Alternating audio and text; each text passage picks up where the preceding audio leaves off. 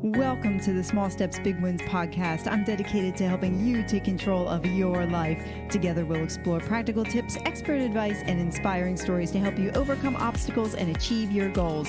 Making small changes is possible and can lead to big results. Are you ready? Let's go do this. Neil, welcome. I'm so glad you're here. How are you, Sue? It's great to be here. I'm doing well. I like to let my guests introduce themselves and start their story where they want to, and then we'll just go from there. Sure. Born and raised in New York City. I hit every kid's exactor. I grew up to be a policeman and a fireman, both down in the city. So I spent 2.5 decades doing that. I retired out of that. I went into multifamily investing. And that mentor gave me so much more than just the education behind multifamily investing. He planted the seed of mindset with me. And I believe mindset's the domino that is that first domino that knocks all the other dominoes down. And I took up mindset and I thought about what my experiences were, and my experiences come from I find it quote unquote easy to deal with fear. So I decided to go out into the world and tell everybody my experiences in hopes that it will trigger something in them so that they can better deal with fear and not get stopped by it. And that's kind of how we came to be. Oh, wow. That's really cool. So, talk about how you make the connection between changing your mindset and fear. So mindset, for me, mindset's where it all starts, right? If you have a strong mindset and you're resilient, then you can kind of deal with anything that comes at you, especially being an entrepreneur. You get hit with things on a daily basis. And if you can have the mindset of, I can deal with this, I'll be able to make it through this, this isn't as bad as it first appeared, then you're able to make progress because you're able to then move, right? You have the energy to move through that storm. Whereas if that challenge hits you and that fear starts building up in you and you let that fear stop you, you're just going to be standing there and you're not going to be taking any action. And you're treating fear as a stop sign as opposed to a yield sign. I treat fear as a yield sign. When I feel that fear, it's a yield sign. Let me just look left and right. Let me see and assess what's going on. Am I in the best possible position I can be in given the circumstances? Yes, I am. I'm going to move forward. No, I'm not. Then I'm going to figure out how I'm not and deal with that challenge first.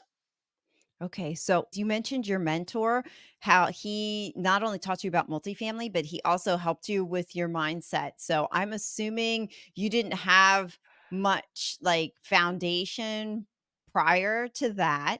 So talk about talk about what your life was like before, and then talk about the small steps that you took to help develop the mindset that you have today that helps you in That's these situations. That's a really great question. So, looking back, Sue, I have those small steps, but I think that in the moment, they were monumental steps, or that's how I was perceiving it. I was perceiving it as a monumental step. That meant that I spoke with that planted the seed mindset. We were associates at the time, so we knew each other, but we didn't really know each other. And it must have taken me 20 minutes just to send him a Facebook message that simply said, "I'm going to be down in Florida. You want to get together for lunch?"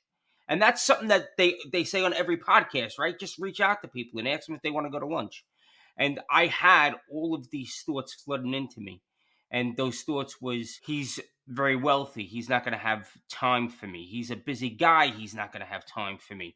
Why would somebody with a net worth that he has want to hang out with a blue collar guy that has essentially no net worth? And there was a lot of self talk, and that self-talk brought me down that downward spiral, and I just couldn't. It took me a while to get past that, like to have the courage to send. And that sounds funny, right? Because I'll chase a guy with a gun, I'll run into a burning building, but I have a fear of hitting the send button. And all I was doing was simply asking, do you want to go to lunch? And he could have simply said yes or no.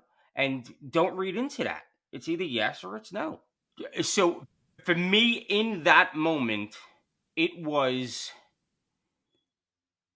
if I don't push send now, the answer is no. Great. And this goes back to a Wayne Gretzky quote of, it's very similar to, you miss 100% of the shots you don't take. And that's kind of what I was thinking. Like, if I push send, then I have the opportunity to go to lunch. Now it's in the ball's in his court. If I don't push send, the answer is absolutely no. And which answer do I want to fall into? Right? I want to be in that yes. If I want to be in that yes, then I have to make a decision to put me in the best situation to get that yes. And that was by hitting send. So it Mm, was just like one of those, all right, if I don't do this, then the answer is no. And I just did it. And the answer yeah. turned out being yes. And we had a great lunch and we built out the relationship from there. And that literally is the first domino that led to me standing here speaking with you. And look at Wow. all of the things that it came out of just hitting a send button. Yeah, you know what I love about that story is that not only did you send, but you also released yourself from the outcome and you accepted whatever it was. It wasn't on you per se. If he said Yeah. yes, great. If he said no, that's it. How I wonder how many of us like walk around thinking these expectations, having these outcomes that and we take them so personally sometimes. We Yeah. just kind of embody them and not realizing that, hey, there's another person on the other end. Continuing on your story, what else happened? So you met with him. Explain those or talk about those early years of your next steps that you took. So I want to just touch on a point you said, Sue. You Sure. you made reference to, it's the ball's in his court, right? And you have to understand that yes, it's another person on the other side. He may legitimately have a meeting, a closing on a property. He may have a birthday party with his kid. He legitimately may have a reason that he cannot go to lunch. And don't internalize that. What's a hack for you to not internalize something? Well, wow, that's a great question. So I will internalize, that's first, right?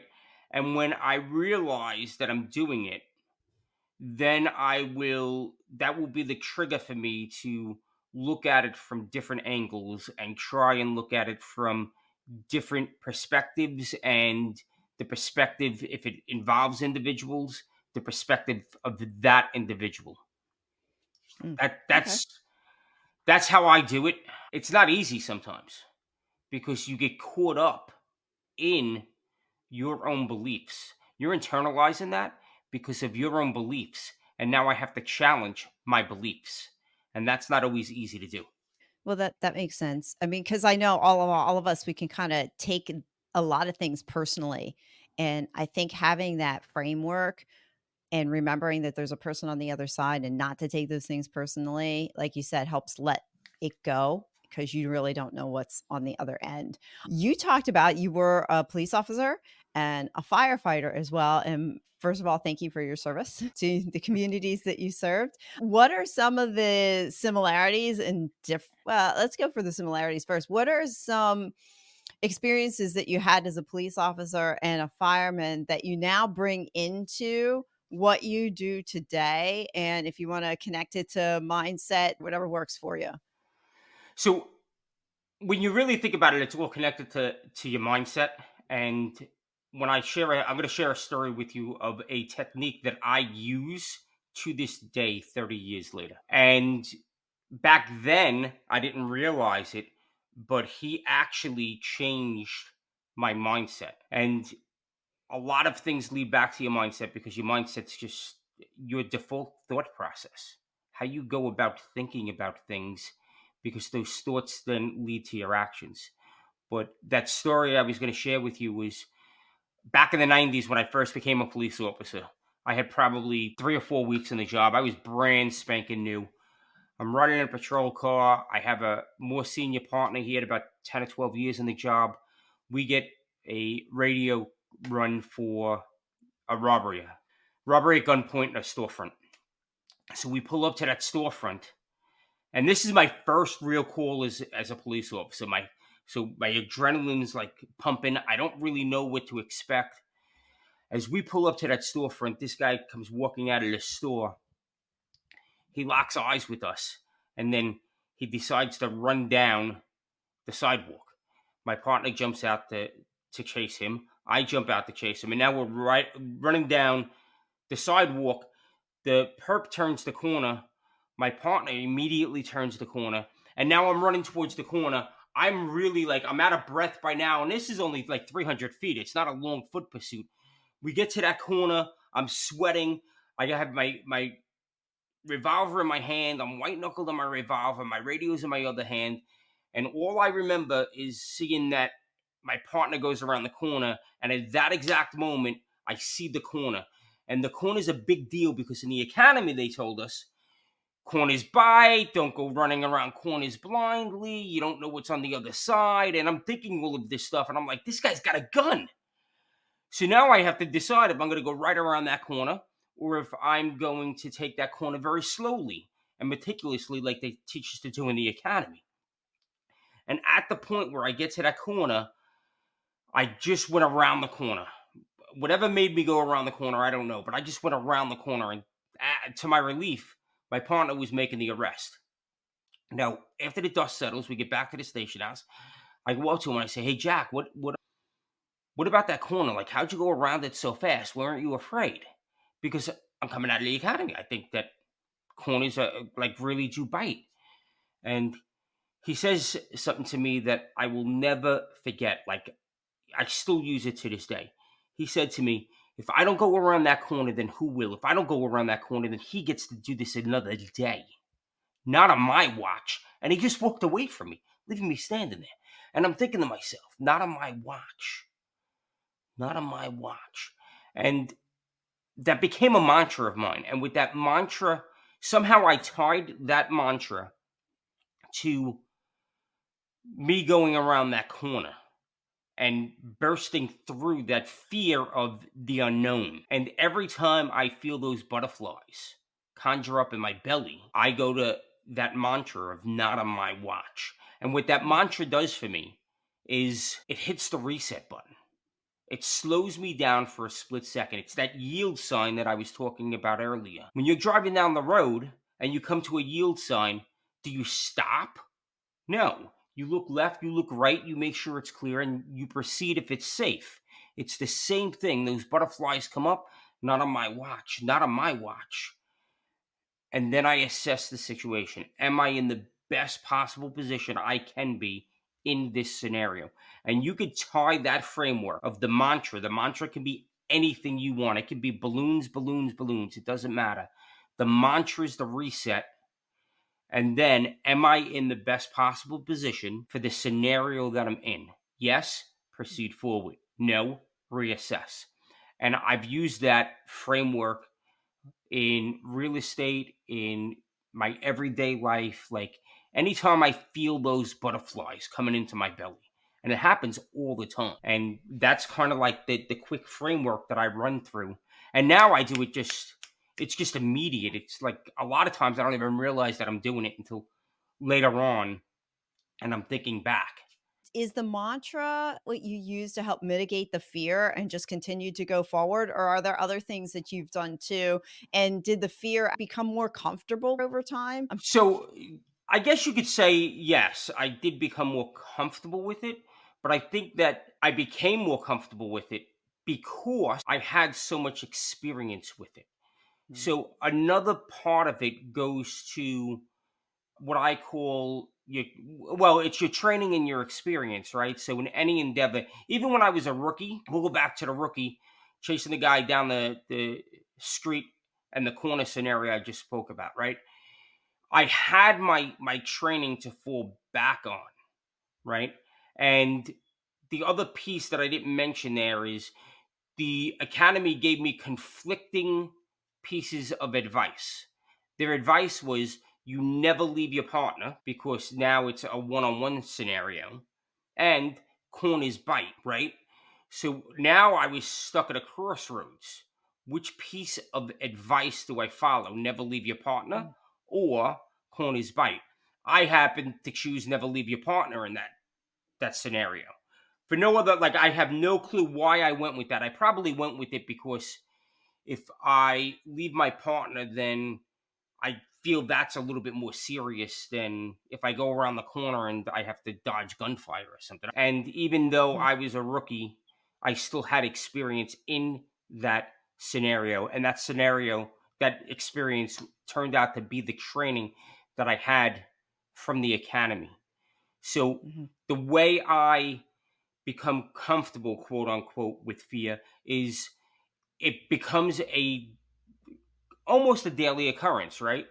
So when you're in the police department, you're in the fire department, it doesn't happen all the time. It's not every day, but it happens often enough that you start learning that, okay, this guy does have a gun, but it doesn't mean that I'm going to die. I might, right? I may get into a gunfight. He may let off a round. I may die, but it doesn't mean that I will. I always had an exit plan, right? I always did a proper size up. Even when you're chasing a guy down the sidewalk, I'm able to pick out points on that sidewalk that if I need to take cover for whatever reason, that's the best cover. That fire hydrant's going to work. That door frame's going to work. There's a car over there. I can use that curb. And all of this stuff becomes second nature. And one of the best, like, if your listeners wanted to try this out, everybody drives, start learning how to memorize license plate numbers. Look at a license plate number Mhm. once and try and read it back to yourself. And in the beginning, you're going to be horrible at it, but after you do that for a while, you're going to be able to look at a license plate for a split second and know what the license plate is immediately. And it's just Wow. because you got your reps in. You're training your brain of what's important. So your experiences, like the more you did it, the more, like you said, you put those reps in there, you became more familiar. How do you use the experiences in what you do today? So when you're signing the dotted line of those closing docs, right? That's your life on the line, right? Like when you're signing for hundreds of thousands or millions of dollars, that's essentially the same thing as your life being Mhm. on the line. So, how do you get through that? Well, I go back to get your reps in. So, do I know my market? How do I know that I know my market? Well, I got my reps in. I spoke with people in the market. I spoke with other investors. I spoke with brokers. I spoke with lenders. I walked my market. I'm intimately involved in my market, right? When a broker calls me up, I can tell that broker, "Oh, you're talking about 123 Mockingbird Lane. It had potholes in the parking lot when I was out there 6 months ago. Are they still there?" Right? You had mismatched front doors. Are they still there? Or did the owner remedy that already? And now you know your market intimately. The broker is going to trust you a little bit more because he knows you're much more serious, because now he brings you this property and you're spouting information about the property from 6 months ago. That's the training and the experience, getting your reps in, just doing that over and over and over again. Now when that fear, to tie this up, Sue, now that that fear seeps in, am I in the best possible position I can be in given this circumstance? Yes, I am, Mhm. because of all of those things that I just mentioned, plus others. But yeah, no, I'm. This is just nerves. This isn't anything. I'm good, and then I proceed. Isn't it funny how our brain, like, goes to worst case scenarios and then they usually never happen? Yes. I think that's what I found with taking the first steps on things, that you just try and overanalyze stuff a lot. Like, I tend to do that, and So you get that analysis paralysis. yes, I'm sure that there is a case that you can make that if you take the first step, then really bad things are going to happen, right? Like, I'm sure there's a scenario out there that you can paint that would happen, but in my experience, the first step is so insignificant that it's not gonna, like, it's all it's gonna do is build momentum. Taking that first step Mhm. is gonna build momentum. It's not gonna harm you. Think about the first step like this. when you're pushing your car, right? It's really hard to push that car in the very beginning. You can't, there's so much friction that you can't get that car up and moving until you get a couple of, you take a couple of steps. It probably takes 10 or 15 steps, and then the car's rolling along.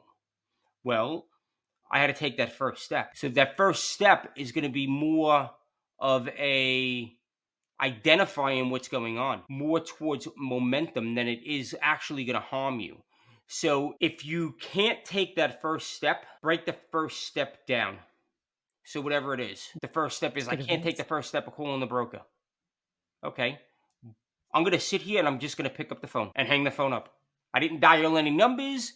I didn't call anybody. All I did was pick the phone up and put the phone down. From there, I'm going to pick the phone up and I'm going to dial the first digit and I'm going to put the phone down. This sounds ridiculous to some Yeah, people. it does. Yeah, it does, but it does work, right? Absolutely works. Yeah, I think that's some excellent advice just to kinda, get yourself used to it, even if you've never done it before, those tiny micro steps. We underestimate how much those little tiny micro steps actually do make a big difference, and I think the one thing that we in our culture looks for is just instantaneous. We want an instant result.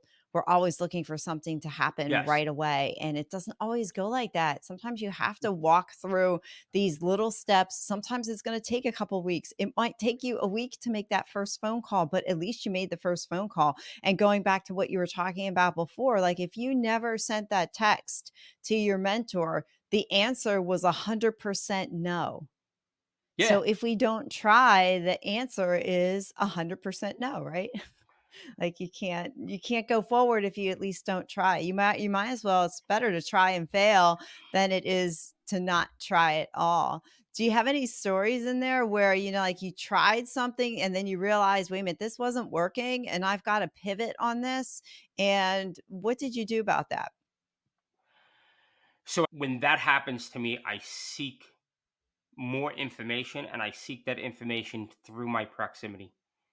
So they say proximity is power. I think proximity is the unfair advantage because just look at our scenarios, right? We have an unfair advantage over a whole bunch of people out there purely because of the network that we have, our proximity. There's not a problem that you can't solve through your proximity. And that's why they say your network is your net worth. I think that your network is even more than that because through your network, you have access to their network also, right? So if I need something, I can ask you, hey, Sue, I'm thinking about buying a property in Tennessee.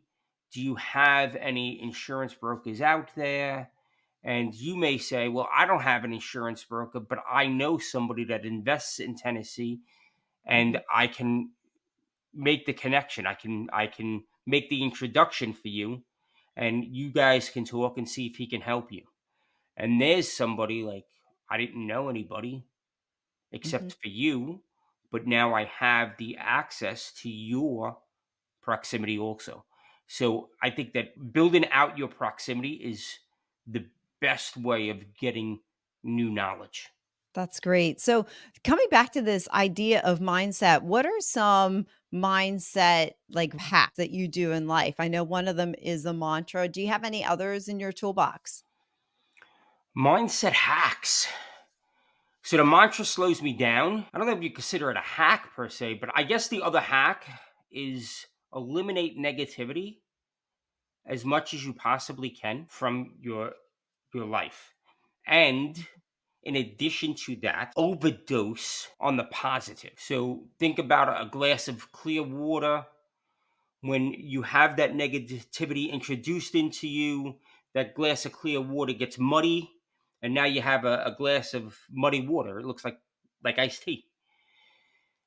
When you overdose on that positive stuff, it's like having a big pitcher of clear water that you're pouring into the muddy water, and eventually that clear water replaces the muddy water. Okay. And you have to do that on a constant basis because our minds are geared more towards the negative than the positive.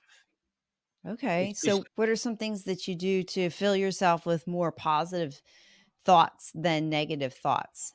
so this right here, right? Being around proximity, being around people, contribution, giving back, whether that's in time or in cash.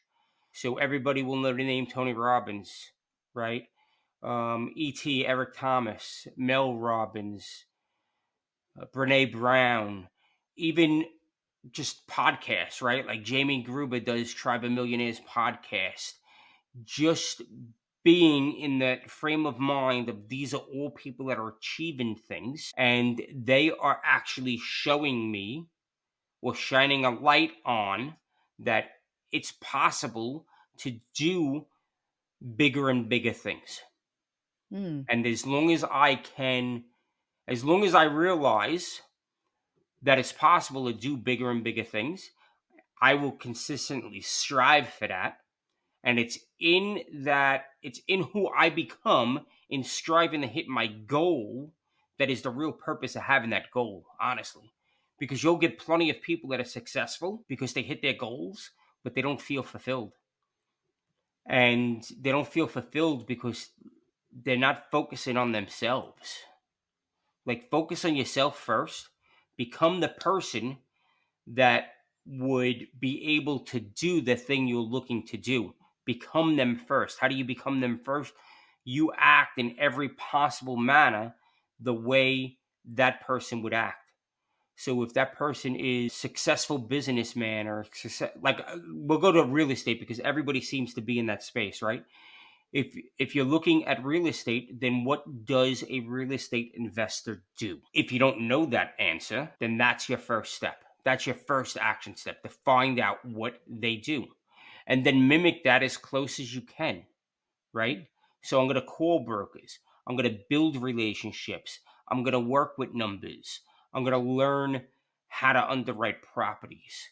I'm going to just those small steps, right? So each of those was one small little step that collectively, when you put it together, all of a sudden you walked up the mountain. So, I hear you saying find out what your why is and find out who you want to become. And then once you get the clarity on that, then movement forward happens more quickly, doesn't it? I think that you laughed when I said clarity because it's really hard sometimes to actually get that clarity when we're not sure. So, talk to me about that then. What did you find So interesting about that? you caught me red-handed. Clarity is the most difficult thing I've ever done in my life. That's how I'll sum up clarity. How did Uh, you get it then?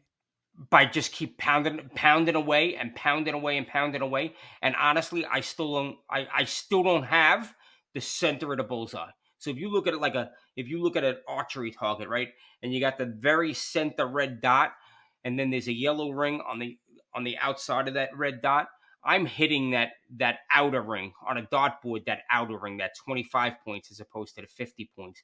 I'm hitting that outer ring very well, but I'm still not even laser focused in on hitting that bullseye because it's always changing. The target's always moving, right? When Hmm. I feel like I'm there, I'm like, but I have this other new idea, and that's when I have to slow down and say, is this a shiny object? Because I don't want to chase shiny objects. When I feel like I'm almost there, something else, like I can add this to the program. I can add this to what I'm doing, and it'll make it so much better. That target's always moving, and Mhm. it's hard to get pinpoint clarity. Now people do it. Mm. Like people just say, "Nope, I'm doing multifamily investing, nothing more than 50 doors in this market between these blocks, and that's it. I'm not looking at anything else." You can gain the clarity, you just have to keep at it. And when you Mm. fail at it, know that, well, I made a little bit more on my criteria list. Let me run with this, and then I can sharpen that list as I move forward. Yeah, clarity is hard. Well, with hitting the bullseye, I mean, at least you're on the target somewhere as opposed to not in the middle, right? Yes. So do you have like a 3, a 5-year vision? And how Yeah. does that help you gain clarity knowing that you ab- have those?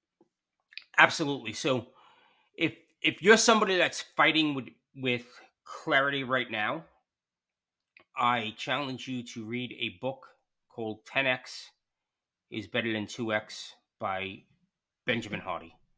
Ben Hardy and Dan Sullivan collaborated. Dan Sullivan kind of brought a lot of the knowledge of on the coaching aspect of it. Ben brought the knowledge on the psychological aspect of it, the psychology of it, and they melded that together. And they wrote a book, 10x is easier than 2x. And to sum that book up in 30 seconds is there's a Pareto principle that says 80% of our efforts are accomplished, 80% of our results are accomplished by 20% of our efforts. And that book does a very good job at getting you to think about what your 20% is. So if there Mhm. was a book on clarity, that would be it. Yeah, that's a great book. Once you learn what your 20% is, and your 20% turns out to be like maybe 3 to 5 activities, like it's not a lot. It's not 20%. It's actually when you break it down to physical action, there's just a couple of pieces there. But now you go out and you do those 3 to 5 steps. Why do I mention that when you ask me about vision, 3 and 5 year visions? 3 and 5 year visions are amazing. When I went into the MIH mastermind, the first thing they had me do was do a vision board. Mhm. So I'm sitting there and I'm like, I'm paying you all this money and you want me to do an arts and crafts project? Like this is ridiculous. For I anybody that know. doesn't for anybody that doesn't know what a vision board is, it could be a lot of things, but the most popular version is you take out magazines or you take images off the internet and you put them on a piece of paper and you hang that piece of paper on the wall. And it's images of things that you want to become or want to achieve. So I want to speak on stages. I take a picture of somebody speaking on a stage. I put it on my vision board. I want to buy a multifamily property. I take a picture of a multifamily property. I put it on a vision board. I want to live in a waterfront house. I take a picture of a waterfront house. I put it on a vision board. You could do it Mhm. in images or in words or a combination of both. But yes, that that arts and crafts project that I paid a lot of money to do was one of the best things I've ever done in my entire life. Like, And how holy so? cow. What was on your vision board, did anything come true on there? So the first year I did a vision board, I put I don't know, 4 or 5 things. It wasn't very big, 4 or 5 things, and I accomplished 1 or 2 of them. It wasn't How'd that make you feel? immaterial. I was neutral to Really? it. Um, I Okay. know that I accomplished these things, but I didn't make the correlation between I planted the seed on the vision board and it Mm, actually happened. I didn't make that correlation yet. The second year, I hit 80% on my vision board, mm. Then it and became more real. I had probably 15 ish pieces on there.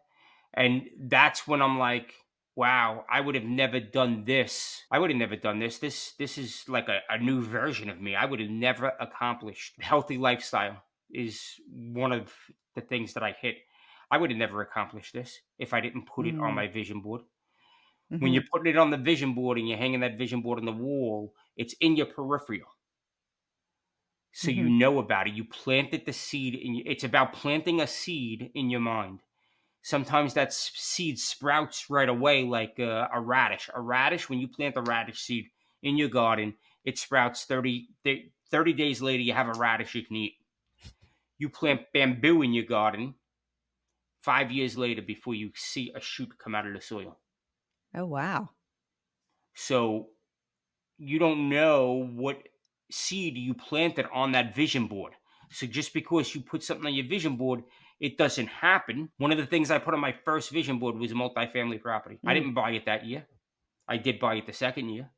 While you're talking and sharing your experience with your vision board, I keep thinking of the phrase, "What you focus on expands." And as you keep looking at that vision board, it's interesting the things that start to manifest themselves. I mean, my vision board, I did it on Canva and I cut Mhm. and pasted a bunch of pictures and I saved it, and it's actually the desktop on my Yes. computer. So every time I turn it on, there it is. Since I'm not always in one place all the time, I find having it there is very helpful. That it keeps my eye on, as they say, keep your eye on the prize. I have Yes. multiples on there. So I would encourage anybody in listening to your story and even mine as well. There are things that are starting to come to pass on my vision as well. Start with a couple of pictures on there. Something is better than nothing. Take those small steps and get started, right? Take that small step. Start a vision board. And when you're sitting there saying, I don't know what I'm going to put on my vision board, put on your vision board that you're going to make a vision board. Plant that seed, because what you're doing is you're activating it. So let's talk about the reticular activating system for a second, Sue. So your Sure. mind, what you're doing is you're planting that seed. And when you plant that seed, you're telling your mind what's important. And your mind will pay attention to whatever you tell it to pay attention to. It doesn't care if you're telling it something bad or something good. So positive or negative, it doesn't care. It will manifest what you're concentrating on. So the mere fact that you're doing a vision board and your sheet of paper says create a vision board is telling your mind to look for ways to create a vision board. Have you ever in your life talked about a red car or thought about buying a red car and then you see red cars all over the place? It happens all the time. When I was a cop, this is a great story on the RAS, reticular activating system. We call it RAS. On the RAS is I didn't know this was happening back then. This was back in '93. I didn't know anything about the the mind back then. But we got a description of a male that just did a robbery, and it was a male wearing an orange hoodie. How many people wear orange hoodies? Like I've never seen an orange hoodie in my life. I still don't see orange hoodies. As we canvassed for a male wearing an orange hoodie, I stopped 12 separate individuals that turned out not to be the suspect. Hmm. That was either like an orange hoodie, an orange jacket, an orange t shirt. It was amazing to me how all of a sudden all of these guys popped up that were wearing orange that I never saw before. And that's because that description planted the seed. And as I scanned my area, I wasn't finding anything that was red, black, blue, green. I was just picking up the things that were orange. So if there was a flower in the park that was orange, I was registering that. And I would kick it right back out because it was just a flower, it wasn't a person.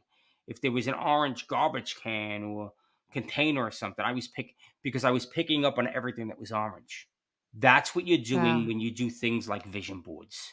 You're activating your RAS to say, this is something that's important to me. Go find more of this. What would your suggestion be? And, bring into your experience too, when you first did those first few vision boards, did you have trouble coming up with what's going to go on that vision board? And then what would your suggestion be? So I didn't have trouble putting things on the vision board, but remember that my first vision board was only 4 or 5 items. It was very Right. small. It wasn't expansive. The way I do my vision boards now is I say, okay, where do I want to be at the end of the year? So I'll do my vision board in November. This is September now. So another month and a half, 2 months, I'll be working on my 2024 vision board.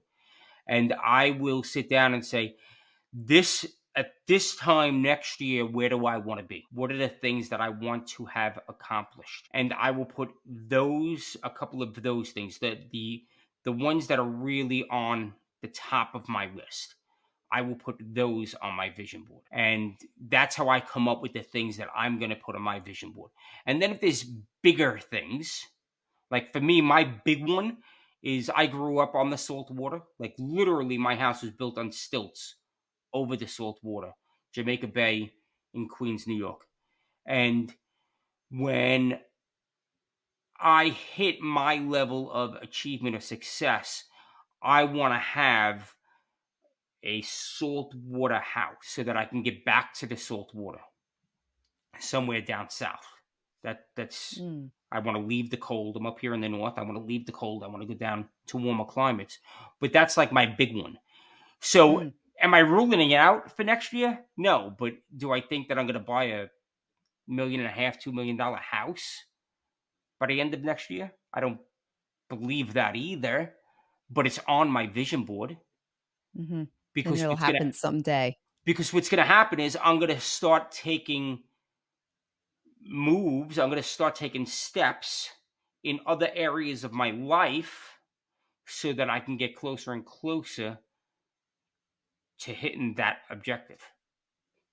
Yeah, so if I hear what you're saying, your vision board just is what you're looking for the year, and I'm trying to encourage others too, they're, like, not quite sure what to do with this vision board thing. Just think of, like, what you wanna accomplish in 6 months or a year, and then also you can add those things on there that have no time stamp on them. For example, the saltwater house, you don't have a Yes. time stamp on it. It's something you want to have happen, but you just don't know when that's going to be. So that can go on your vision board too. So it's a nice Hmm. blend of Yes. short-term goals and long-term goals as well. And I'm glad you brought that up because sometimes there's depending on what space you're in, you can hear a lot of talk about, oh, well, write your 5-year vision or write your 3-year vision. I think I'm glad you shared it because I didn't even think of just doing a 1-year vision board. My vision board is more of the out there someday. It's the Yes. big things to focus on, but not necessarily what I want to accomplish in the next year. So I'm glad you shared that. Mhm. So I do my big things. I'll do a 5-year vision statement. And Mm, the difference between a statement and a board is the statement I just write it out. And when I write it out, I get all my senses involved. So I could smell the leather furniture, right? I could smell the fresh mown grass. I can smell the scent of spring in the air. And I'll write that bigger vision out. So that longer vision, that 5-year vision, I will mhm, physically write out. And when I say physically write out, I mean pen and paper. I don't mean typing it out mhm. because there's something visceral that happens when you feel the vibration and you're repeating and you're seeing the words form on the paper. Mm, that's a good point. How often do you look at your 5-year vision? I don't. That's I It's write an it out. interesting question because some people look at it like weekly. They have it on their calendar, look at my 5-year vision. And then other people, like myself included, I forget it's even there, So but I have it. that's my answer. I don't. I write it out, and when I say I don't, I may look at it once a year. Like I'll look at it if I stumble across it, but it's not something. It's not one of those things that I'm focusing on, and like Mhm. I write it out.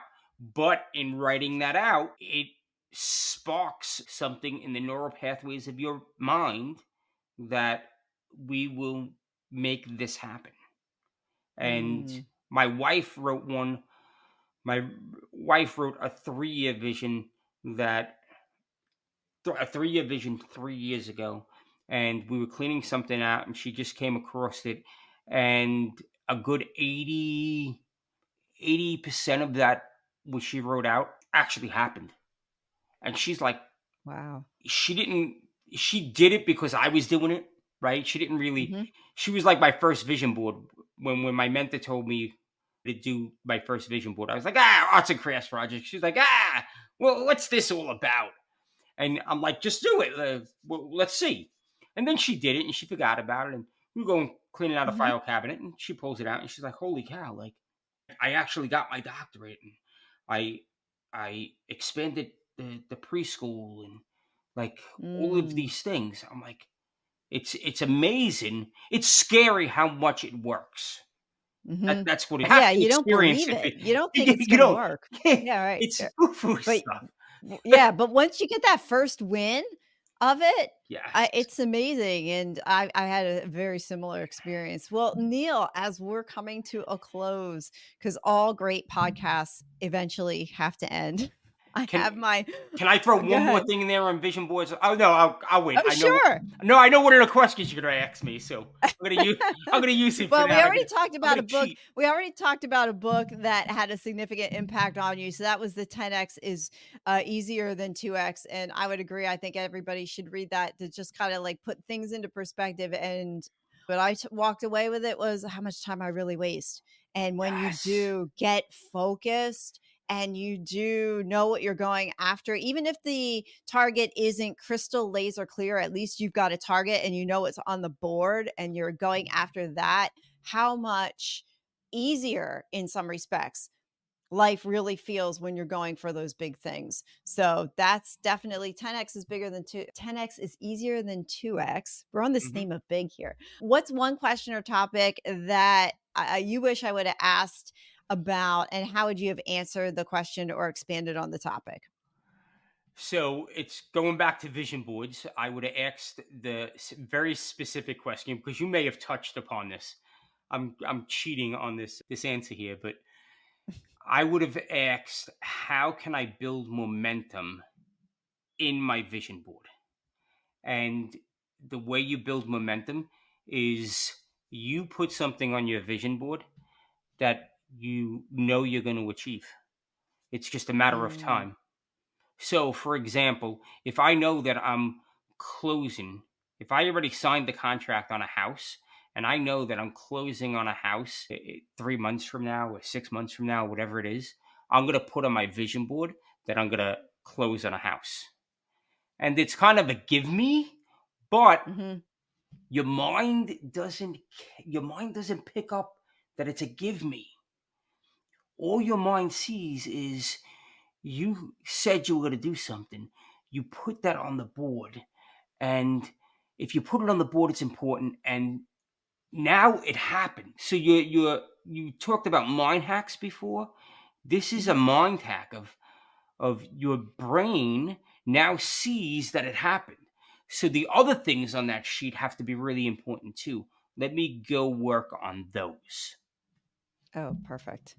That's perfect. And as we close, what's one small step someone can do today that's going to help them change their tomorrow besides doing a vision board? Oh man, I was gonna.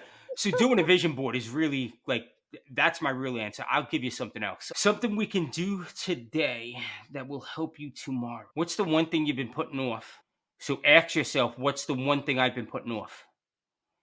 And then make the commitment to go do that one thing. Perfect. That's a great small step. And who knows what kind of win that's going to lead to. Neil, thank you It's so gonna much. lead to a Oh, good. win. Like Yes. just just do it. Just do it. Just do it. It's gonna be so good after you did it. Awesome. And then that fear, don't even worry about it, right? Push it aside, acknowledge it, and say, okay, I'm not in physical danger by doing that one thing that I was going to do. So, yeah, just go do it. Neil, thank you for your time. This has been a really interesting conversation. I've enjoyed it very much. It was great being here, Sue. I hope Yeah. that I How can added some people reach value. out to you? Oh, absolutely. You did add value today. How can people reach out to you? Email is the best way. Neil, Neil, at neilschoepp.com. So Neil at neilschoepp.com or Facebook Messenger, Neil Schoepp. Perfect. Well, thank you so much again. You have a great Absolutely. day. Great seeing you, Sue. Take care of yourself. Thank you for listening to another episode of the Small Steps, Big Wins podcast. I value your time with me and I seek to make every moment count. In order to make lasting change in your life, listening is usually not enough. So I want to ask you, what practical steps are you going to put into action today as a result of listening to this podcast? Remember, any step, any action, no matter how small, starts your journey to a big win. And if you're not sure where to get started, reach out to me and let's have a conversation. Until next time, love yourself, then love others. Peace.